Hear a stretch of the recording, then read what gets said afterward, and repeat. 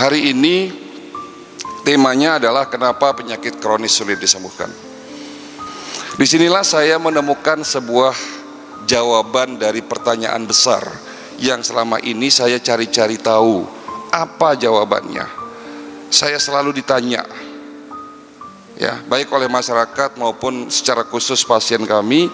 Pertanyaannya begini: apakah benar penyakit degeneratif, penyakit kronis seperti hipertensi, diabetes itu adalah penyakit yang tidak dapat disembuhkan dan kita harus minum obat seumur hidup? Pastinya Bapak yang hadir di sini, Ibu yang hadir di sini, mungkin ada yang menderita, ada yang sakit diabetes, betul. Ada yang sakit hipertensi. Dan pastinya statement dokter di luar sana mengatakan Bapak Ibu yang sakit diabetes, hipertensi, penyakit tersebut tidak dapat disembuhkan dan harus minum obat seumur hidup, betul. Sementara apa yang sudah disampaikan oleh Nabi kita Muhammad SAW dalam salah satu hadis yang berbunyi, likulidain dawaun, setiap penyakit pasti ada obatnya, maka berobatlah kamu, dan jika obat yang kamu minum mengenai penyakitnya, insya Allah akan sembuh. Itu yang sudah disampaikan oleh Nabi kita. Artinya di sini ada satu pertanyaan besar, mana yang benar? Kalau ditanya mana yang benar, pastinya kita percaya benar bahwa apa yang keluar dari ucapan Nabi adalah sebuah kebenaran, tidak bisa dibantahkan lagi. Ya, disinilah tugas kita mencari tahu bagaimana solusinya, bagaimana cara menyembuhkan penyakit degeneratif. Sementara jelas bahwa dalam konteks ilmu kedokteran dikatakan penyakit degeneratif tidak dapat disembuhkan. Bapak Ibu sekalian, sesungguhnya manusia itu terdiri dari 3 unsur: body, mind, and soul. Fisik, pikiran, dan jiwanya. Ini tidak bisa dipisahkan antara fisik, pikiran, dan jiwa kita. Salah satu sakit akan berdampak kepada sakit yang lain. Pengobatan holistik meliputi pengobatan terhadap 3 tadi, bukan hanya secara fisik, tetapi juga pikiran dan jiwanya, gitu. Nah, disinilah ada satu perbedaan antara pengobatan medis dan pengobatan holistik. Di sini saya menemukan satu benang merah, Bapak Ibu sekalian. Ternyata Allah menciptakan penyakit juga berikut dengan penawarnya. Penawarnya bukan hanya ada di sekitar kita. Kita sering mendengar bahwa penawar itu ada di sekitar kita, tetapi ternyata penawar terhadap penyakit kita sudah disiapkan oleh Allah di dalam tubuh kita sendiri. Kita hari ini sibuk mencari obat COVID-19, sibuk menunggu vaksinasi, tetapi sesungguhnya virus ini bisa kita obati, bisa kita hilangkan dengan cara menguatkan sistem imun. Ya, ini bukan hanya sekedar bukan hanya sekedar gimmick atau hanya sekedar istilah kuatkan imunitas. Nanti akan saya paparkan bagaimana cara menguatkan imunitas. Ya, 70% penduduk dunia masuk dalam golongan tidak sakit namun juga tidak sehat. Hanya 15% yang benar-benar dinyatakan sehat dan sisanya mereka yang sudah sakit. Siapa 15% yang dinyatakan sehat? Contohnya siapa? Atlet, terus orang-orang yang selalu memeriksakan dirinya dengan cara pemeriksaan medical check up 1 tahun sekali, dan ternyata setelah diperiksa memang benar-benar tidak ada penyakitnya. Tetapi kalau belum diperiksa masih abu-abu, ya masuk golongan tidak sakit. Jadi di sini siapa yang sehat?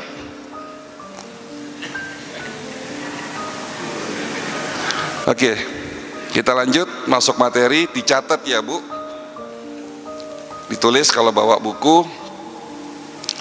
Kenapa penyakit kronis sulit untuk disembuhkan? Ada yang tahu jawabannya? Ada 3 Pak. Ada 3 jawaban kenapa penyakit tersebut susah disembuhkan. Yang pertama, karena gaya hidup kita yang salah. Penyakit kronis ini tidak lepas dari pola hidup, mulai dari pola makan, istirahat, olahraga, dan semua yang kita lakukan itu akan berdampak, ya, berdampak terhadap level kesehatan kita. Kalau kita bicara gaya hidup, sesungguhnya Bapak Ibu sekalian, kita ini sudah diajarkan, sudah dicontohkan oleh Nabi Muhammad SAW bagaimana beliau menjalani hidupnya dengan cara yang benar. Tentunya yang berhubungan dengan kesehatan. Kita tahu bahwa Nabi Muhammad adalah sosok manusia yang sehat. Betul enggak Pak? Setuju enggak Pak? Sakitnya Nabi seumur hidupnya hanya 2 kali. Konon ceritanya seperti itu. Ada yang bilang 3 kali. Yang pertama, waktu beliau masih berumur 7 tahun, beliau kena sakit mata, lalu dibawa oleh pamannya untuk berobat. Lalu singkat kata berjumpa kepada salah satu tabib terkenal di zaman itu. Tabib itu mengatakan tidak ada obat yang dapat menyembuhkan penyakit anak ini kecuali air liurnya sendiri. Dan anak ini nanti akan menjadi rasulnya Allah. Ya, tabib itu sudah mengatakan seperti itu. Akhirnya Nabi Muhammad kecil itu dibawa pulang kembali oleh pamannya, lalu dioleskan air liurnya sendiri dan sembuh. Lalu sakitnya Nabi yang kedua di saat beliau perang, di salah satu perang, beliau beristirahat di salah satu tenda dengan para sahabatnya, didatangi oleh seorang wanita dari kaum kafir Quraisy yang menyamar dan memberikan sepotong daging, dan ternyata daging tersebut sudah diberikan racun. Nabi sempat memakan daging tersebut dan ada bisikan dari malaikat, muntahkan. Lalu Nabi memuntahkan daging tersebut, tetapi sudah ada sedikit racun yang terlanjur masuk ke dalam kerongkongan beliau. Pada saat itu beliau sakit. Sakitnya Nabi yang ketiga di saat beliau menjelang mau wafat. Artinya di sini bahwa sakit beliau itu bisa dihitung dengan jari. Kita Pak sakitnya seumur hidup berapa kali Pak? Tak terhitung. Pertanyaannya, apa rahasia Nabi Muhammad sehat? Apakah beliau seorang rasul yang diberikan, dijanjikan, digratiskan sehat? Tidak Pak. Beliau banyak melakukan ikhtiar dalam rangka menjaga kesehatan. Tujuan ikhtiar apa? Tujuannya apa? Agar beliau memberikan contoh kepada para sahabat, kepada umatnya kita ini sampai akhir zaman, bagaimana cara hidup sehat. Nabi makan di saat lapar, berhenti makan sebelum kenyang. Inilah yang beliau sampaikan kepada seseorang yang pada saat itu bertanya kepada beliau, "Ya Rasul, apa rahasia dirimu sehat?" Beliau mengatakan, "Kami adalah kaum yang sehat karena kami makan di saat lapar, berhenti makan sebelum kenyang."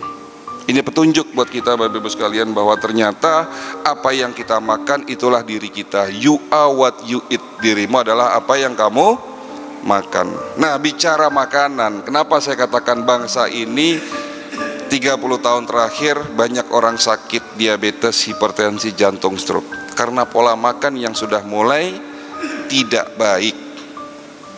Yuk kita buktikan. Naga merah itu banyak sekali antioksidannya. Buah anggur, buah tomat, buah nanas. Ya. Tetapi Allah juga menciptakan antioksidan internal yang diproduksi oleh sel tubuh kita, namanya glutathione dan superoksid dismutase. Cuman masalahnya setelah usia 40 tahun produksi antioksidan ini sudah mulai menurun. Makanya rata-rata orang sakit hipertensi, jantung, stroke dan sebagainya di saat usia di atas 40 tahun, karena produksi antioksidannya sudah mulai menurun, sehingga proses oksidasi meningkat, menghasilkan senyawa yang namanya radikal bebas. Nah, radikal bebas inilah yang merusak tubuh kita. Kalau merusak pankreas dan insulin, namanya diabetes. Kalau radikal bebas ini merusak darah, terutama lemak yang tadinya baik bisa jadi jahat Pak. LDL, trigliserid memang lemak kurang baik. Ya, HDL adalah lemak yang sehat. Tapi 3 lemak ini yang tadinya dianggap tidak begitu bermasalah, di saat lemak ini teroksidasi, lemak ini akan 3-4 kali lebih jahat. Karena lemak ini dapat mengeras dan menyebabkan sumbatan pembuluh darah.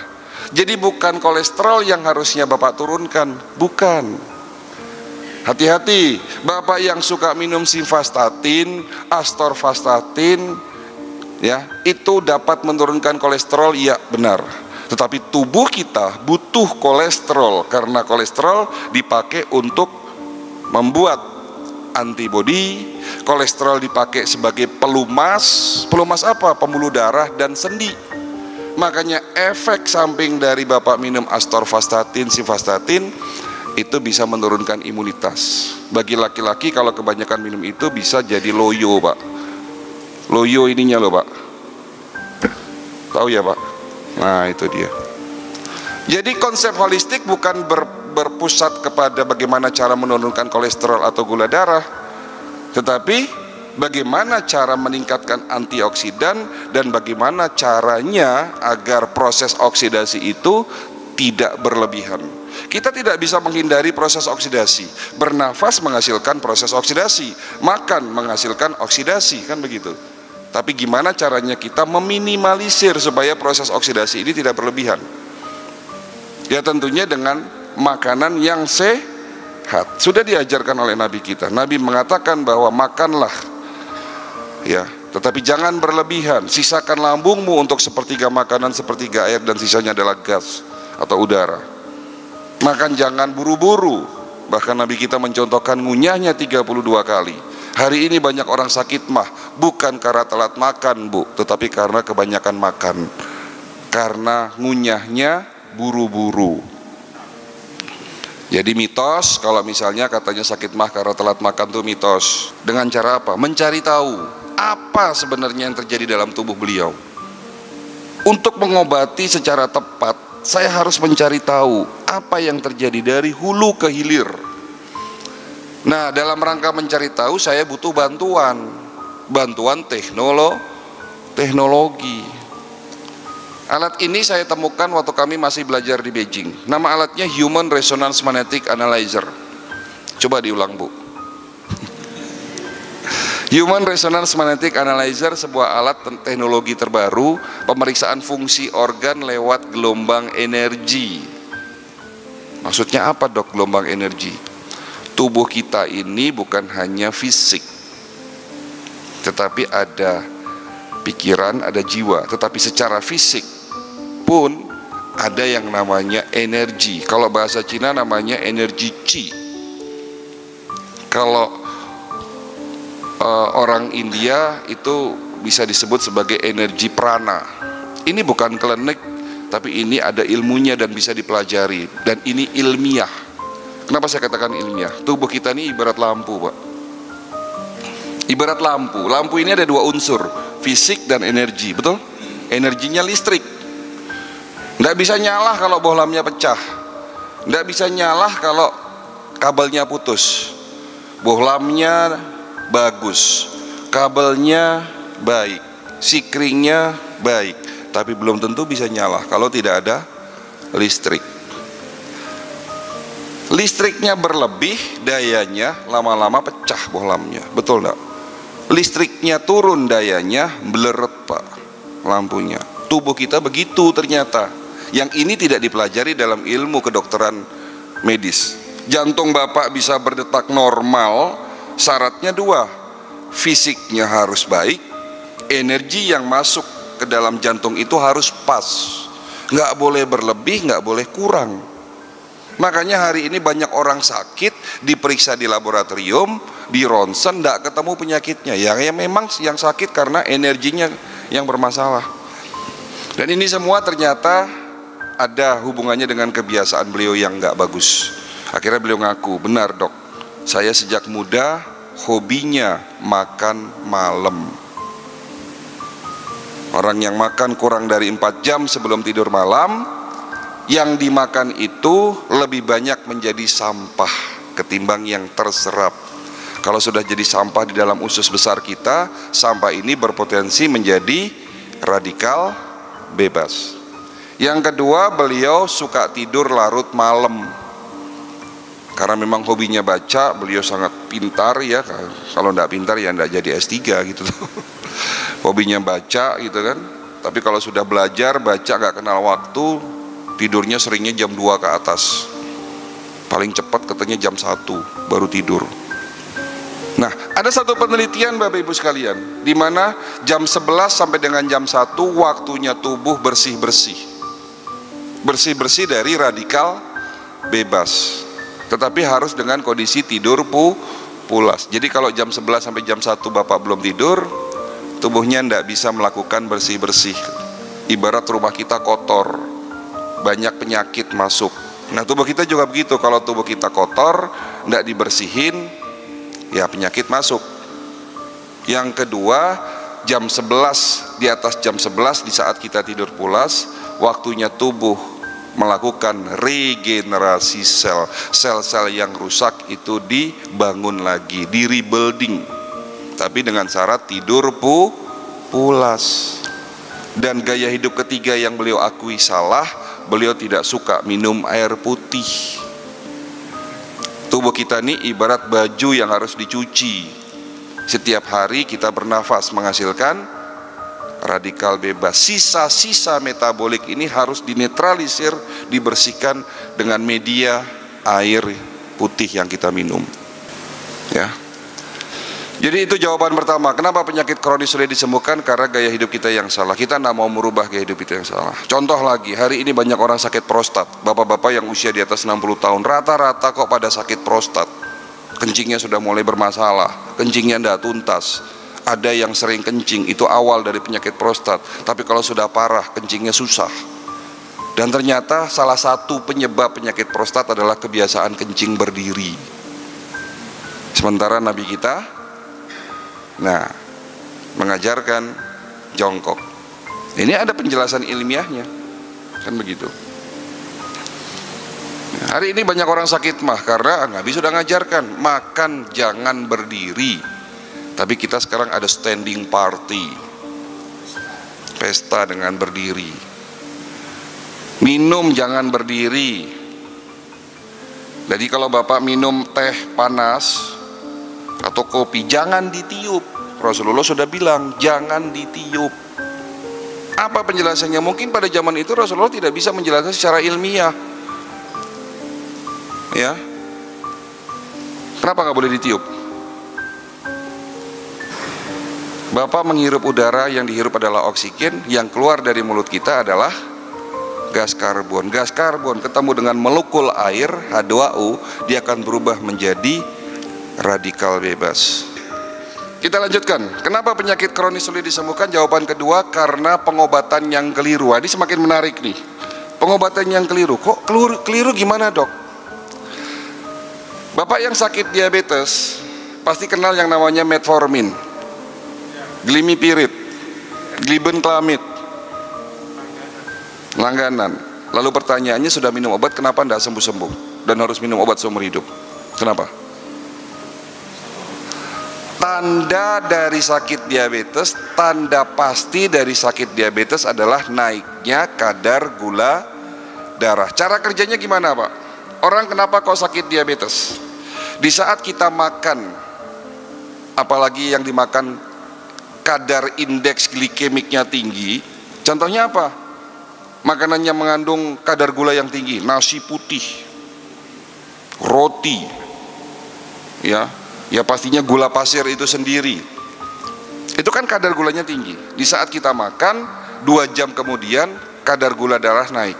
Pada orang yang normal, otak akan memerintahkan organ pankreas memproduksi dan mengeluarkan hormon insulin, masuk di dalam darah hormon insulinnya. Hormon insulin nangkepin gula, dimasukin ke dalam sel. Di sel dirubah menjadi energi.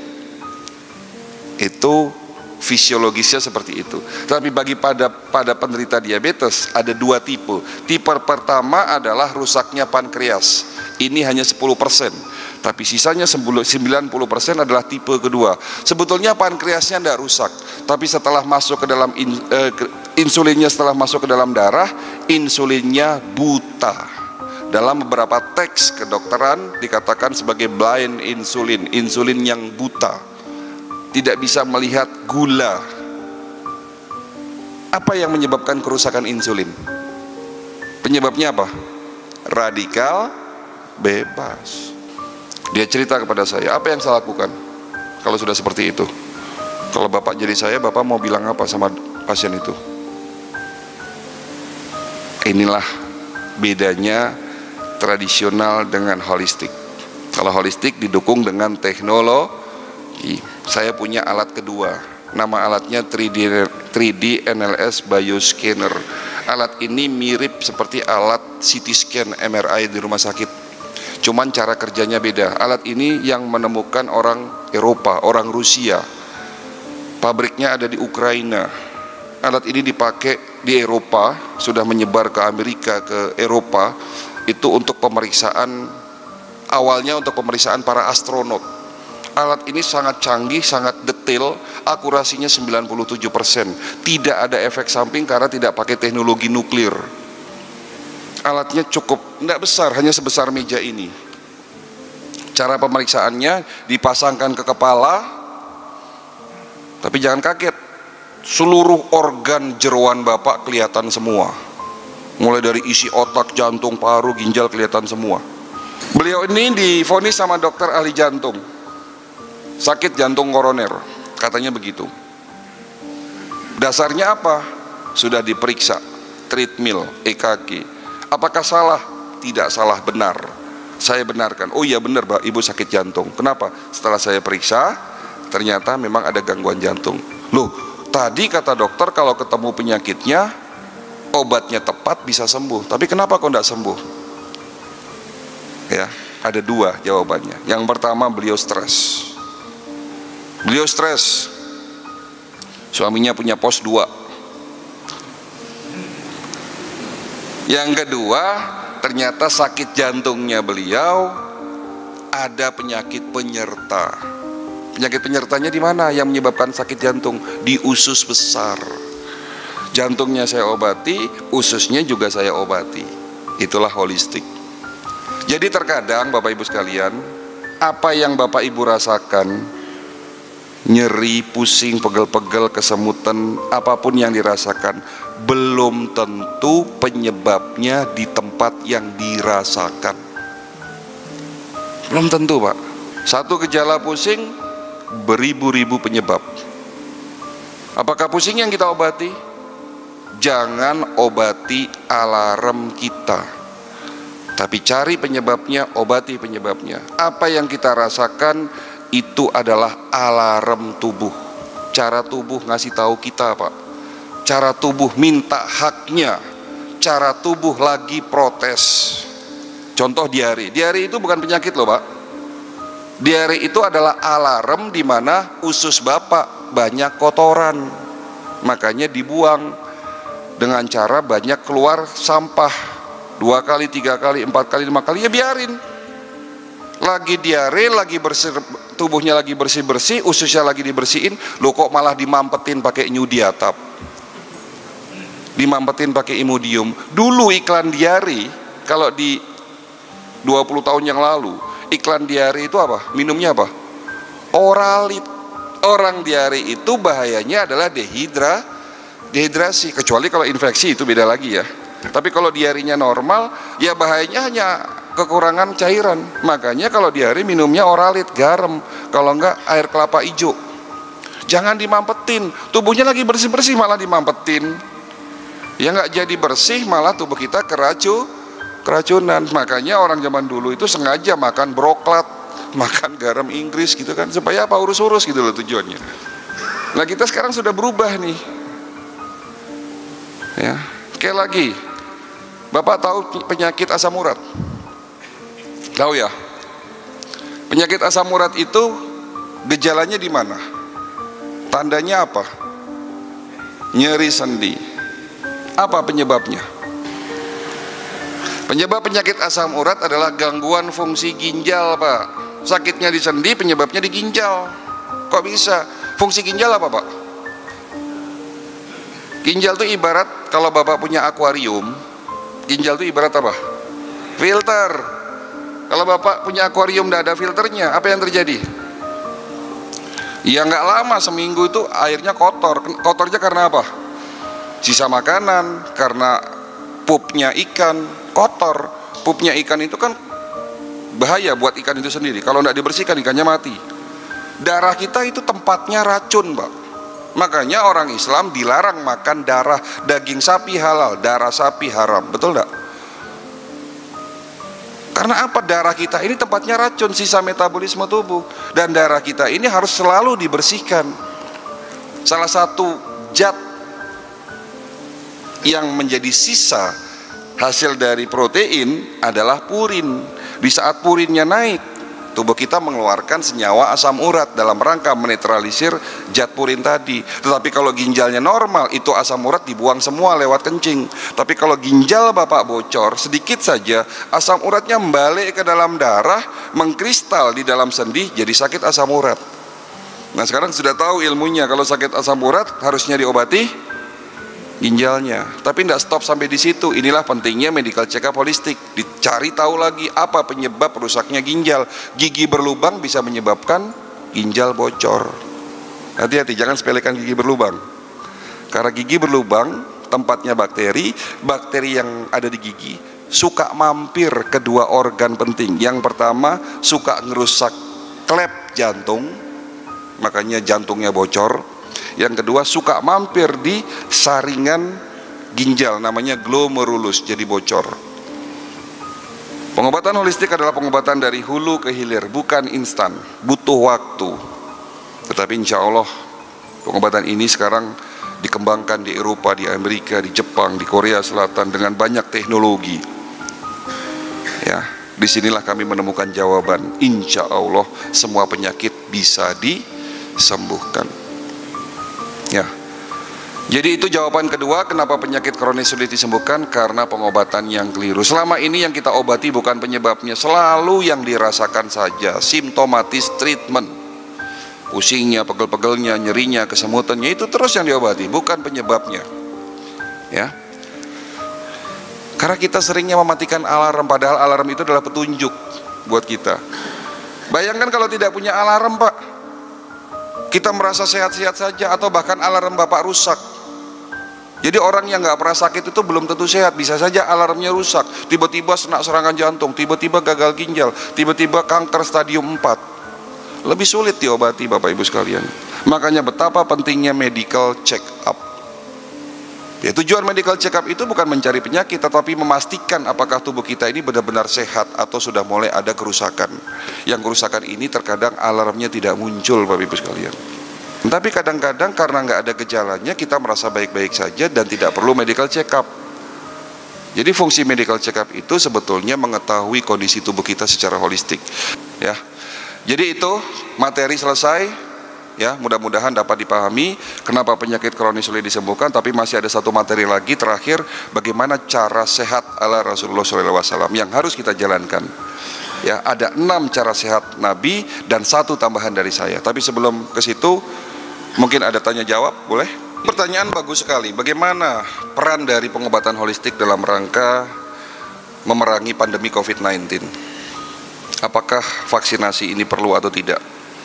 Sebelum saya jawab itu, saya tanya balik kepada Bapak. Bapak paham nggak cara kerja vaksinasi itu apa? Fungsi dari vaksinasi itu apa? Bapak mau ke Arab Saudi, mau umroh, pasti divaksin meningitis. Dulu waktu kecil kita divaksinasi dasar, ada BCG, DPT, polio, gitu loh, campak. Memang pertanyaannya, ada yang tahu nggak cara kerja vaksinasi itu bagaimana? Fungsinya apa?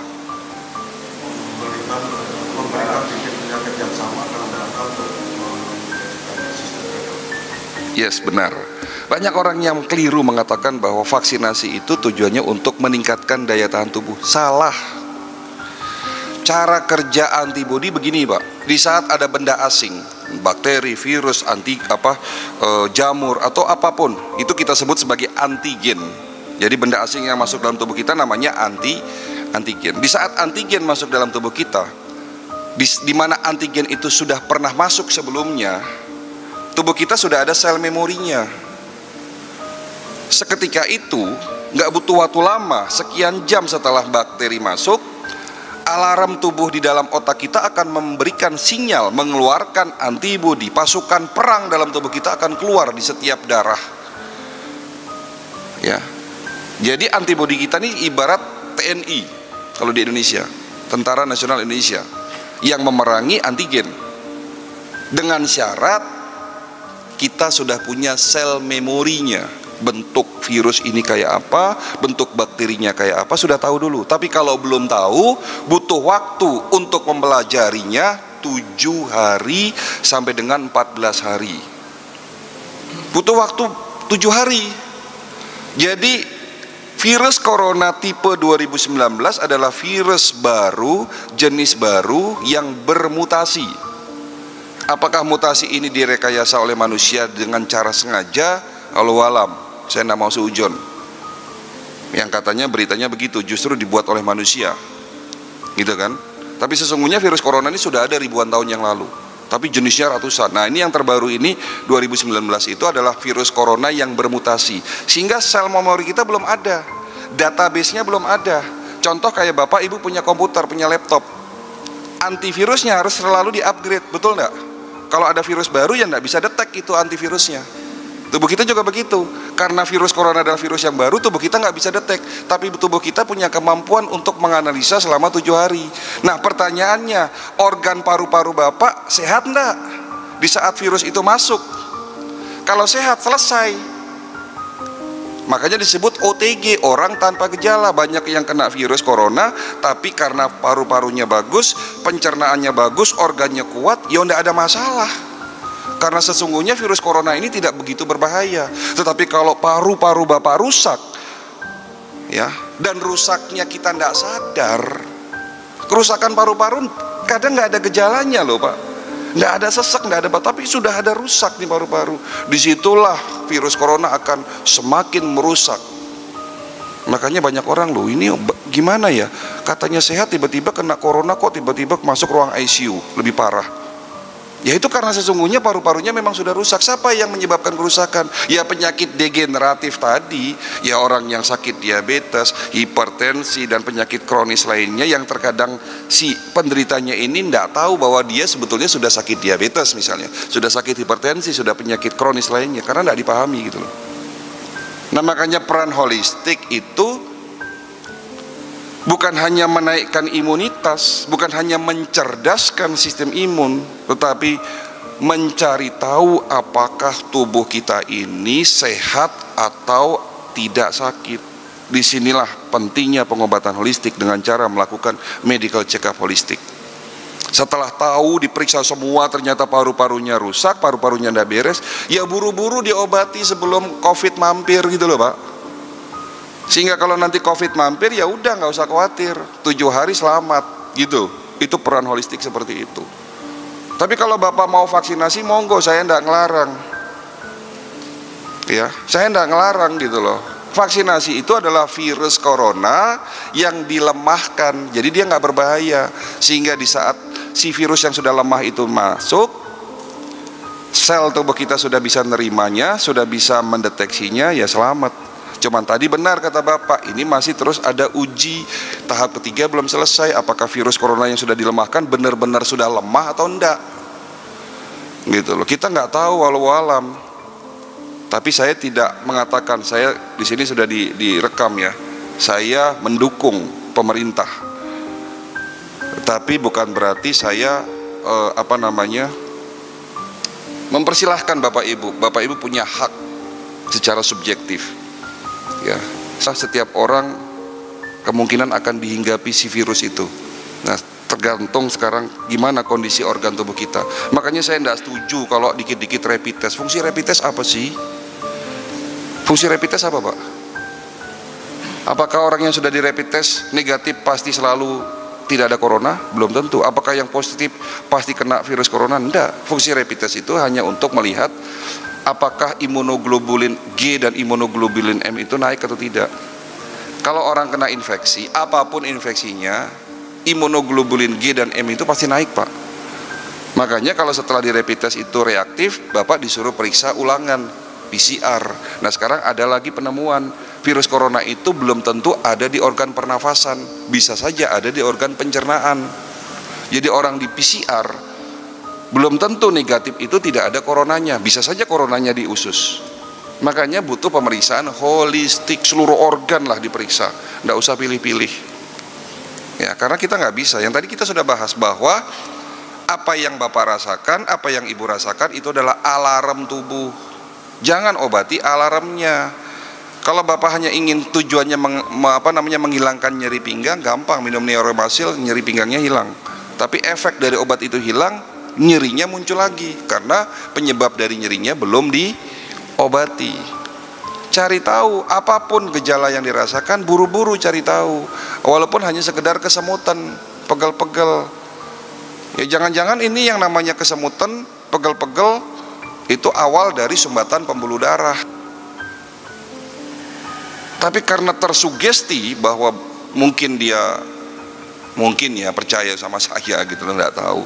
Saya kasih hanya vitamin, sembuh, padahal hanya vitamin. Itu sudah tersugesti gitu loh. Ini betapa luar biasanya iklan mengsugesti kita. Hati-hati minum susu yang tinggi kalsiumnya juga. 80% kasus osteoporosis atau kropos tulang di Indonesia ya, khususnya di Indonesia, itu sesungguhnya bukan karena kekurangan kalsium, tapi daya serap kalsium ke dalam tulang yang bermasalah. Hati-hati minum susu dengan tinggi kalsium, justru akan menyebabkan pengapuran tulang. Kalsiumnya tidak masuk ke dalam tulang, tapi nempel di dinding tulang. Yang perlu diperbaiki bukan Bapak diberikan kalsium tinggi, tapi metabolismenya diperbaiki. Kekurangan kalsium bisa karena penyerapan di ususnya yang nggak benar, berarti ususnya harus dibersihin. Penyerapan kalsium terjadi mungkin karena kerusakan organ ginjal dan liver. Kalau itu penyebabnya, ginjal dan liver yang diperbaiki. Kerusakan kalsium akibat darahnya tidak bagus. Semuanya harus dilihat. Jadi jangan orang osteoporosis lalu diberikan kalsium, belum tentu. Orang Indonesia tidak akan kekurangan kalsium sebetulnya Pak. Ikan laut berlimpah, buah-buahan berlimpah, sayur mayur berlimpah yang mengandung kalsium. Buah yang paling banyak mengandung kalsium itu nanas Pak, Bu. Jadi Ibu kalau motong nanas, itu matanya disisakan sedikit, yang hitam tuh. Jangan seluruhnya dibuang, hitam sedikit aja dikeluarkan. Itu kalsiumnya tinggi di situ. Sesungguhnya Allah menciptakan penyakit berikut dengan penawarnya, dan ternyata penawar itu juga ada banyak di dalam buah-buahan. Bapak yang sakit prostat itu obatnya di biji tomat. Biji tomat, sepele itu. Biji tomat mengandung lycopene. Itu obat untuk mencegah dan mengobati penyakit prostat. Jadi bagaimana cara makannya supaya tidak kena prostat? 2 pagi, 2 sore dikukus. Kenapa harus dikukus? Karena biji tomat itu keras dan kecil. Kalau masuk kita makan, dia akan keluar lagi biji tomat utuh. Jadi harus dikukus sampai lodrok baru dimakan. Nanti setelah masuk ke lambung dia akan pecah, mengeluarkan zat namanya lycopene. Kalau Bapak tidak pengen sakit prostat, ada obat kedua. Apa obat kedua? Sering kumpul sama ibu. Seminggu harus minimal 2 kali. Kalau sudah jarang kumpul, kena prostat. Nih mumpung ada ibunya nih, hati-hati Bu, kalau nolak bapaknya sakit prostat. Ya Pak. Makanya bapaknya kalau nggak pengen sakit prostat, kalau ibunya nolak, boleh punya pos 2. Loh iya, bilang sama ibunya, ibadah ya Bu, ibadah loh, jangan nolak-nolak, dosa. Bapaknya juga kalau sudah mulai lemes obati gitu loh, ya. Jadi kalau pengen tidak kena prostat itu, kencing jangan sering berdiri, hubungan tetap dijalankan, rutin, usia berapapun lah, tidak ada ininya. Kalau laki-laki kan tidak ada ininya ya. Yang ketiga, sering-sering makan tomat. Kalau Bapak ingin mencegah penyakit jantung dan stroke, ada obat namanya resveratrol. Ada di mana? Di biji anggur. Kalau makan anggur, bijinya jangan dibuang Pak, eman-eman, itu obat Pak. Di Amerika ada herbal, obat untuk jantung, isinya biji anggur, mahal harganya. Loh kita di sini nggak usah mahal-mahal, anggur murah kok. Tapi jangan anggur dari Cina ya Pak, nggak ada biji Pak. Jadi makan buah itu yang berbiji Pak. Kodratnya buah itu ada biji. Kalau nggak ada biji berarti apa? Rekayasa genetik. Hati-hati. Kalau pengen mencegah kanker, terutama kanker rahim, ibu-ibu ya, seminggu 2 kali itu ngejus bonggol nanas, karena di dalam bonggol nanas mengandung anti kanker namanya bromelin. Ternyata buah-buahan itu juga obat loh Pak. Kalau pengen juga mencegah kanker, makan buah sirsak. Ya nggak perlu daun sirsat lah, daun sirsat itu kalau yang sudah kena kanker. Tapi kalau untuk mencegah cukup buah sirsatnya. Ya, di jus. Kalau ingin menurunkan lemak di liver, banyak orang yang kena fatty liver toh, makan alpukat. Tapi jangan pakai susu maupun gula. Yang bahaya itu susu atau gulanya. Nanti kalau makan alpukat kolesterolnya naik, bukan alpukatnya, susunya sama gulanya Pak. Ini mitos nih ya. Alpukat itu buah sehat Pak, ya, mengandung lemak yang baik, ya. Nggak enak dok, iya. Tapi kalau alpukat mentega enak Pak. Pakai madu boleh. Ada lagi yang komen, mahal dok madu. Sehat itu mahal Pak, setuju enggak? Gula pasir sama madu mahal mana? Madu. Sehat mana? Madu. Minyak goreng sama minyak zaitun mahal mana? Sehat mana? Zaitun. Satu potong bakwan sama satu buah apel mahal mana? Apel. Sehat mana? Apel. Sehat itu tapi kalau sakit lebih mahal. Nah, setuju. Gitu kan konsepnya? Sehat itu mahal, tapi kalau sakit jauh lebih mahal. Oke, saya lanjutkan. Kalau ada pertanyaan itu dulu karena waktu, kita selesaikan materi dulu ya. Terakhir dari saya, 6 cara sehat ala Rasulullah SAW, berikut tambahan 1 dari saya. Jadi 7 langkah. Yang pertama, catat, mulai hari ini jaga makan. Bagaimana cara jaga makan? Makan jangan berlebihan. Yang kedua, jangan makan malam. Stop makan sebelum Isya Pak. Kalau sekali-sekali boleh nggak? Boleh. Kalau sekali-sekali makan mungkin karena terpaksa ada kondangan, ya jangan makan malam itu langsung tidur. Ya, minum air putih hangat. Jangan udah makan malam minumnya teh, jangan. Minum air putih hangat. Ya. Tapi usahakan jangan makan malam. Bukan langkah ketiga. Cara jaga makan ada 4 cara. Yang pertama, makan jangan berlebihan. Yang kedua, jangan makan malam. Yang ketiga, kurangi 6 putih. 6 putih itu apa? Nasi putih kurangi, ganti sama nasi merah. Gula pasir jangan dimakan, ganti sama madu. Kalau enggak, apa tadi,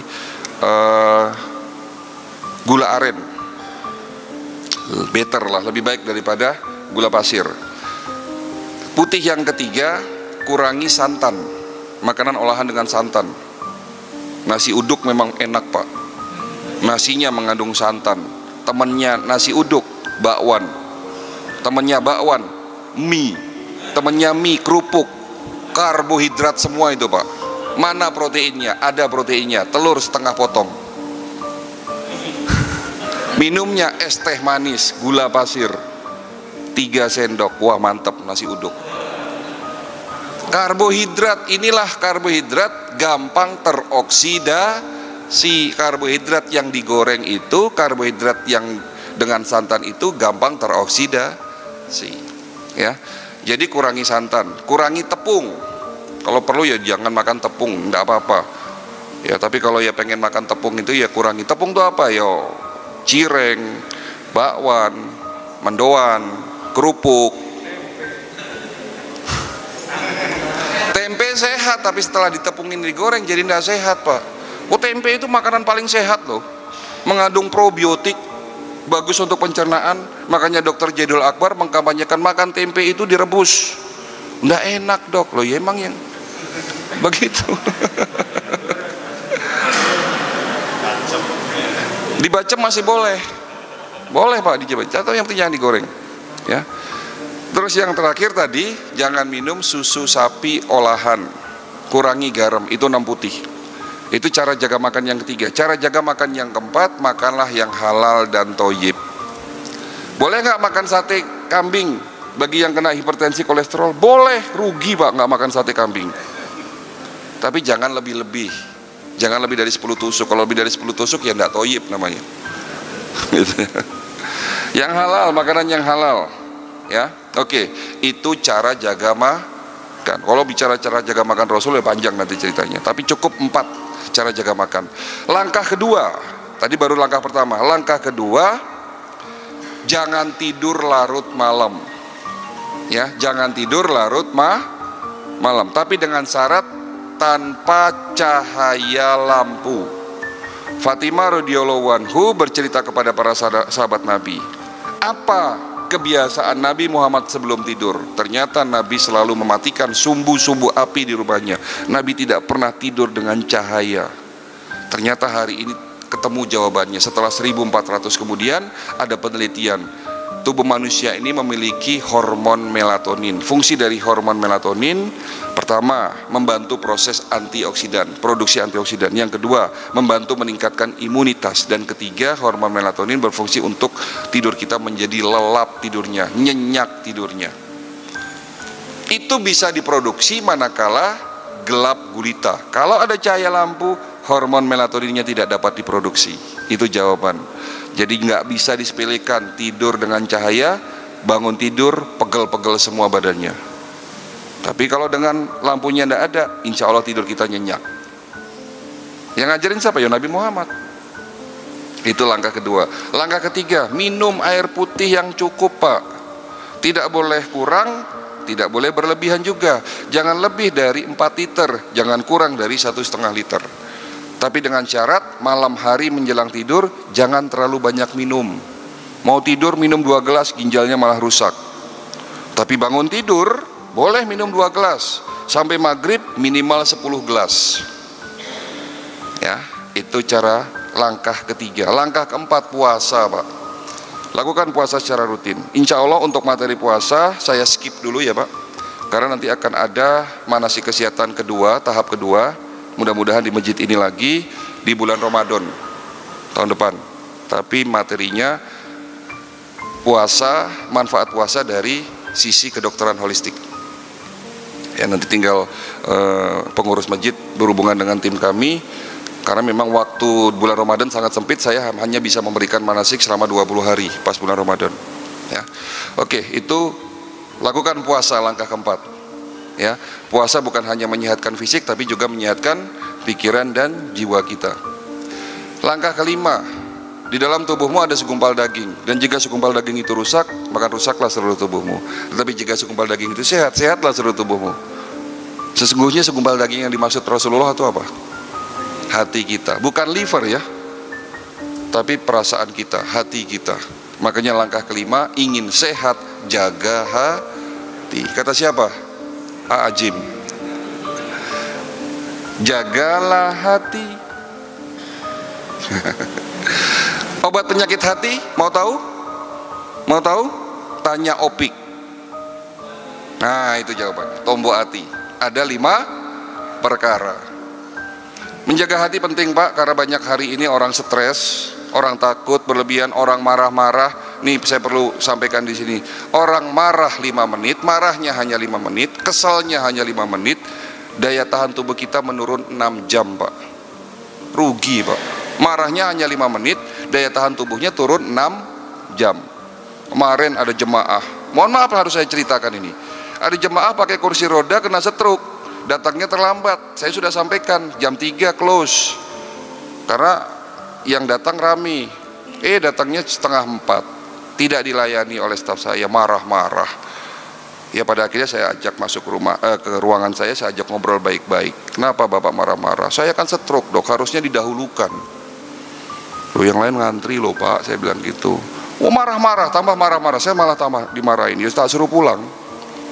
Ya karena ini stroke-nya itu karena emosi, hatinya yang belum ditata.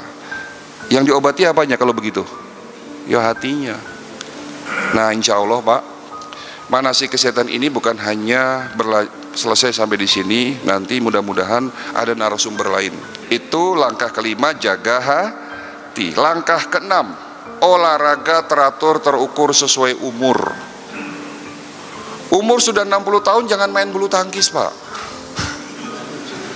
Nanti lututnya rusak, tulang belakangnya rusak.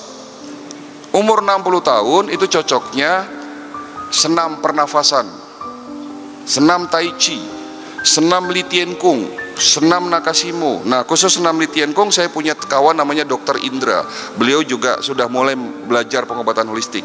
Ya, sekarang Masjid Raya Bintaro Jaya sudah punya klinik yang nanti akan kami bantu untuk mengarah ke pengobatan holistik. Tapi karena di sana punya banyak jemaah yang dokter, ya saya kumpulin, saya kasih ceramah, saya kasih edukasi, akhirnya mereka terbuka. Dr. Indra pun sekarang menerima konsep holistik. Beliau menjadi ketua senam Li Tien Kung Indonesia. Nanti kapan-kapan juga bisa saya datangkan ke sini untuk menjadi narasumber bicara mengenai senam Li Tien Kung itu seperti apa. Ya, jadi itu langkah kelima, olahraga teratur terukur sesuai umur. Kalau sepedaan boleh nggak? Boleh. Dulu Nabi Muhammad berkuda. Bapak nggak perlu beli kuda, Pak. Cukup beli sepeda. Ya, mirip-mirip lah. Ya. Jadi seperti itu. Dulu Rasulullah memanah. Tujuan memanah apa? Olahraga memanah. Untuk fokus, untuk melatih saraf motorik, khususnya motorik. Orang sudah usia tua, ini sudah lemot, sudah mulai gerakannya itu udah mulai melambat, tidak fokus lagi. Yaitu dilatih dengan memanah. Ya, kalau zaman sekarang menembak. Ya, memanah juga. Kemarin juga ada di Bekasi kalau nggak salah itu ada masjid yang ada lapangan memanahnya ya. Oke, tadi olahraga teratur terukur sesuai umur. Itu langkah ke-6. Jalankan mulai hari ini, Pak. Jaga makan, jangan tidur larut malam, minum air putih yang cukup, puasa, jaga hati, dan olahraga teratur terukur sesuai umur. Tambahan satu dari saya, medical check up sebelum sakit. Di klinik kami ada 2 alat. Yang pertama adalah Human Resonance Magnetic Analyzer, pemeriksaan organ, fungsi organ lewat gelombang energi, 250 parameter pemeriksaan. Itu kalau di print 30 lembar, bentuknya angka. Alat kedua dengan teknologi baru, 3D NLS Bioscanner, pemeriksaan sel organ dengan akurasi 97%. Tanpa ada efek samping karena tidak memakai teknologi nuklir, dia memakai teknologi gelombang otak. Di klinik kami ada 2 pasien, Pak. Pasien umum, pasien khusus. Pasien umum tanpa syarat apapun. Bapak suatu saat datang ke klinik, dilayani medical check up umum. Tapi kalau Bapak mau jadi pasien khusus, kan pasien khusus bersyarat. Mau tahu syaratnya, Bu? Syaratnya ada 2. Syarat pertama, yang boleh menjadi pasien khusus hanya Bapak Ibu yang hadir di masjid ini saja. Ini hadiah yang saya berikan. Dan berikut keluarga di rumah.